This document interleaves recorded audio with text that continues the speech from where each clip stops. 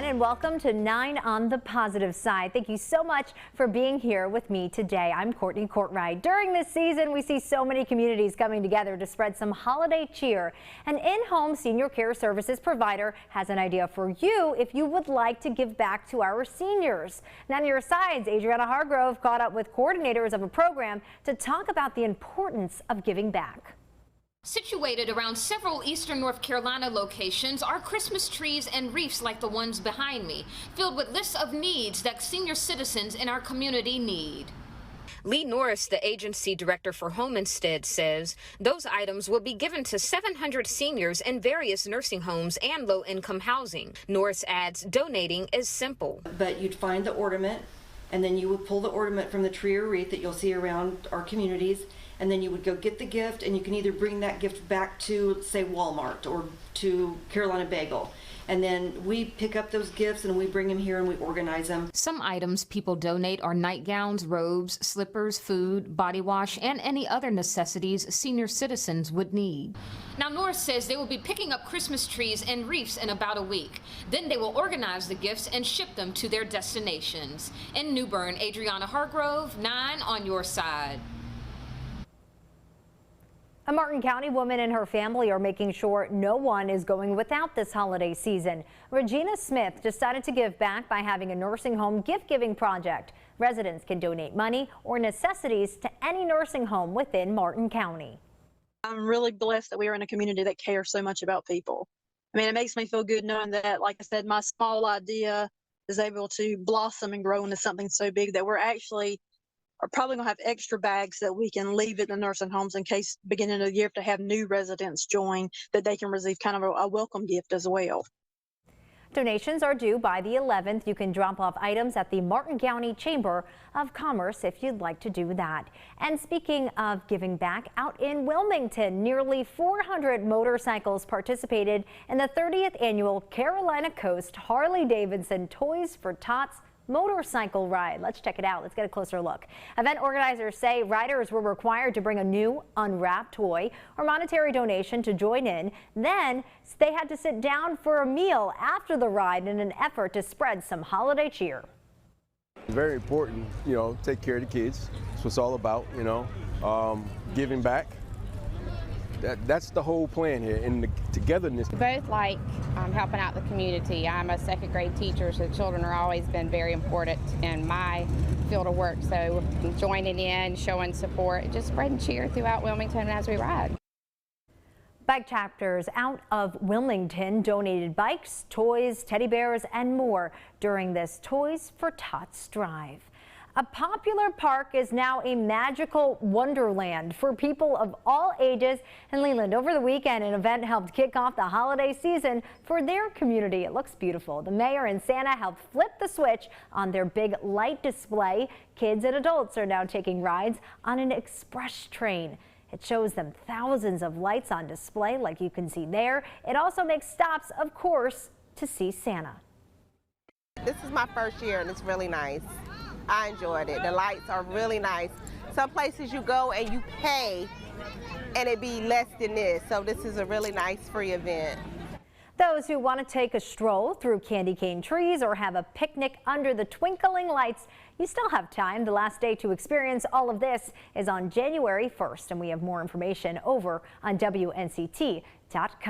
A power grid company in Florida and the Florida National Guard teamed up to bring some holiday cheer to a veteran and his family this year. Tiffany Rizzo has more. They're checking their list, checking it twice, and FPL has decided the Hessinger family is nice. It's very important to us that we recognize local heroes, and this family, Justin and Leah and their family, are veterans, they're trauma responders, and have given so much back to Port Charlotte. Justin Hessinger is a Florida National Guard member. He got back from a 10-month deployment in the Middle East a couple months ago. He wasn't home last Christmas to spend it with his wife and 2 kids. It's good to be home for sure. Justin is also a Charlotte County Special Operations firefighter. He's worked double shifts since Hurricane Ian. His wife, Leah, is a fellow first responder serving as a trauma nurse. Very deserving guy, very deserving family. Does a lot for our department, does a lot for the community, does a lot for the country. We work with the National Guard, and they helped us identify a family that might need a little bit of holiday cheer this season. So they gathered their FPL elves together and spent the day decorating the Hessingers' home. A blow-up Santa Claus, military style. Solar-powered candy canes. LED holiday lights. It's an energy-efficient winter wonderland. And then, after they finished, the big surprise for the family. We thank you for all you've done for us. Hugs, smiles, presents, and a huge sign thanking him for his service. I was quite shocked, to say the least. This was an awesome surprise. It really was. Super excited. This was absolutely amazing. I think more than we could have imagined. I did not expect it. Now back here in North Carolina, in Forsyth County, Rural Hall, North Carolina is known as the garden spot of the world. As Chad Tucker shows us, one resident is working to keep it that way. Well, I've got a walker that the Veterans Association gave me because I have a little dizzy spell once in a while. Sometimes you'll get a broken bottle. I try to pick up the big pieces, I won't pick up the small pieces. This is Mac McBride's Happy Place. It's pretty clean today. I did a real good job yesterday. It was a nice day. Every day, except when it rains. You'll find him right here along the roads of Rural Hall. Truck mud flaps, I think, aren't they? It serves my personal satisfaction, too. Yeah? Because I'm always somewhat of a neat freak, I guess.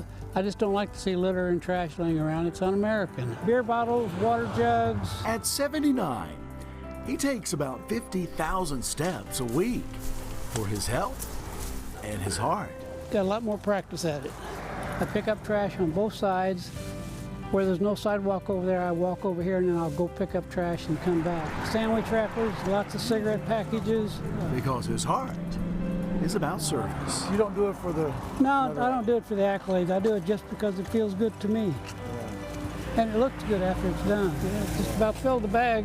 The weekends are his busiest days, collecting 5 to 6 bags full. I got 5 bags of trash yesterday, but that was because I missed Saturday. I was working Saturday. And I often laugh because I find whiskey bottles, wine bottles, Coke bottles, plastic water bottles, and I'm thinking people are drinking on the way home and then they're getting rid of the evidence before they get home. Where the sidewalk ends, this veteran teaches us all. I'm pretty sure that's thrown out someone's window. To keep going and pick up the litter along the way. You know, I was thinking about this yesterday. If I could inspire 100 other people like me to do this in their neighborhoods, we could clean up 500 miles of trash. Isn't that something? In Rural Hall. That's a lot. North Carolina. I like to help people. It feels good. I'm Chad Tucker. But it feels good to come out and see this clean area and to know that I help keep it that way. McBride says walking has kept him out of the doctor's office a lot more since he started all this about just a year ago. If you have a story idea, please send it on over to us. We want to hear about all the good things happening where you live. Just email newsdesk@WNCT.com. Again, our email is newsdesk@WNCT.com. You can also reach out to me with your story ideas on Facebook or over on Twitter. Millions of fans are watching countries hit the soccer field in the World Cup. Coming up at 9 on the positive side, meet the North Carolina company that's making its name on the world stage. Welcome back. The U.S. men's national soccer team may be out of the World Cup, but a small farm right here in North Carolina is winning big. Taylor Young takes us to Rolesville, where the fields are fueling dreams around the world. This 40-acre farm could easily be overlooked while driving the windy back roads of Rolesville. But what's being grown, tested, and tightly monitored here can't go unnoticed. It's been through the gauntlet here. Farmer Superintendent Jed Hemingway is talking about grass.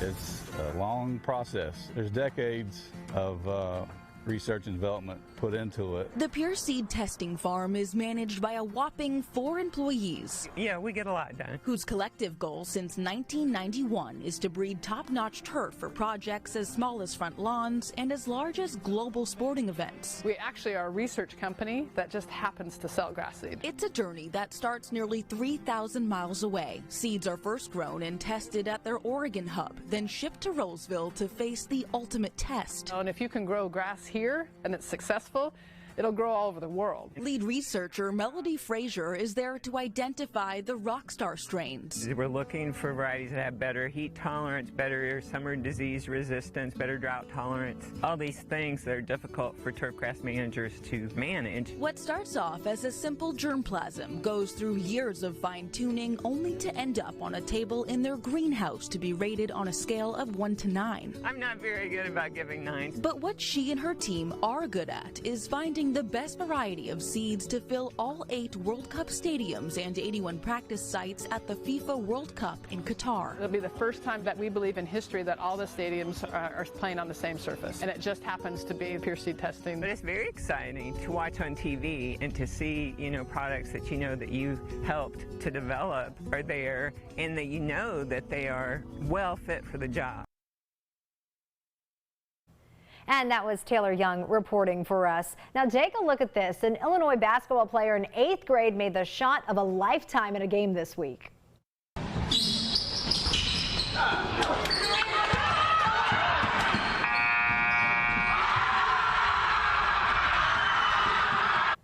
Okay, isn't that just incredible? We have to actually show you it again. That was Cooper Thorson throwing the ball about 75 feet down the court, scoring that unforgettable buzzer beater. His team had been down by 1 point with just over 3 seconds left in the game when they missed a free throw. That's when Thorson threw the ball the full length of the court, unleashing what they call that Hail Mary shot. Just ahead on 9 on the positive side, a childhood dream is being drawn to life. How the walls of one special house is becoming a masterpiece.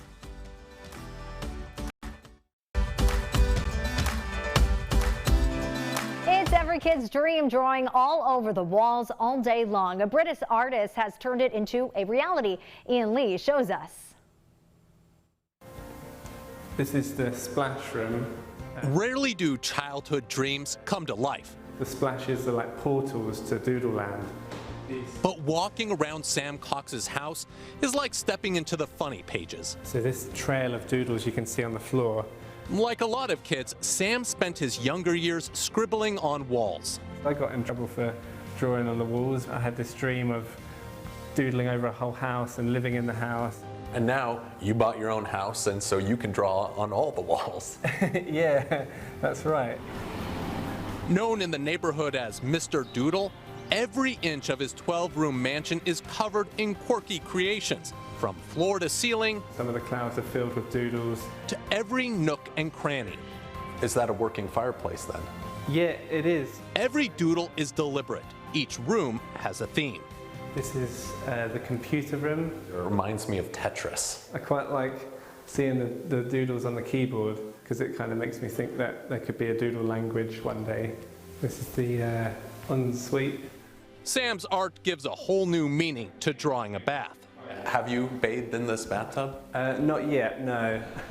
The house has taken 2 years to create, each stage captured in stop motion, and he's still doodling.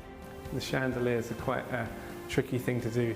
When all the doodling's done, Sam will move into the monochrome mansion with his wife, Elena.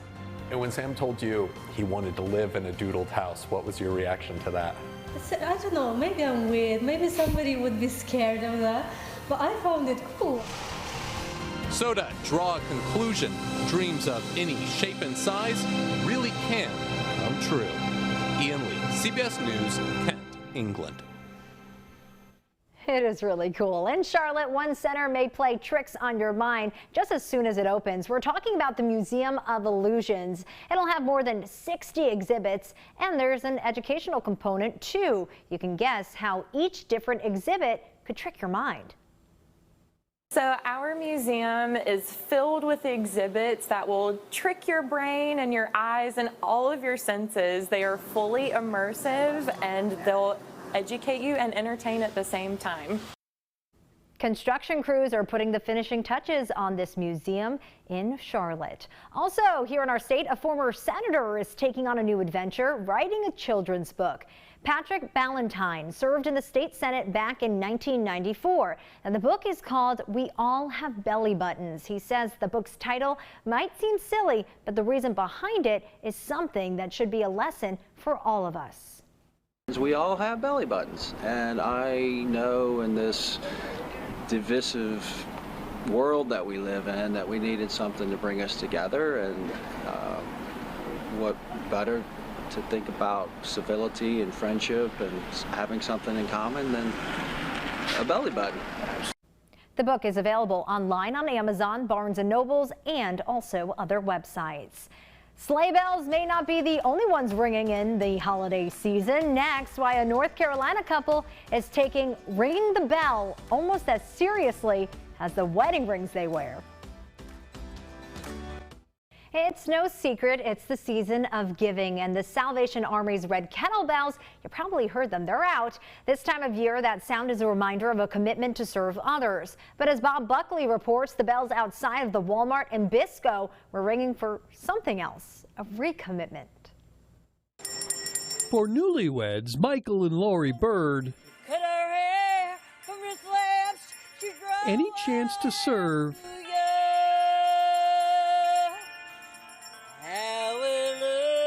is a joyful occasion. I love to sing for them, to play them uplifting music, just to let somebody know that they are loved and cared for. Thursday, on their first wedding anniversary, it's that spirit of love that brought them to Walmart in Bisco to ring We must love and exchange rings others, especially in marriage. once more. This love is the reason we are. I've done, I would say, dozens, hundreds of ceremonies, marriage, but in this setting, in 30 years, first time. Exchanging vows and recommitting their love for one another. An idea that, for Michael, one of the Asheboro Salvation Army's main earners, I really love her very much. should come as no surprise. With this ring, I reaffirm to you. That was my husband's surprise to me. I love surprises like this. And now, a show of commitment the husband can kiss the wife. of two people committed to helping others. It's an extension of our ministry. It's something indescribable for me and a privilege that I have this opportunity to do this for this couple. And an organization striving to do the most good. And that was Bob Buckley reporting for us. Thanks for joining us for 9 on the Positive Side this weekend. But of course, one last thing to show you, what the Guinness Book of World Records is calling the world's largest Christmas tree. Have a great weekend, everyone. We'll see you next time.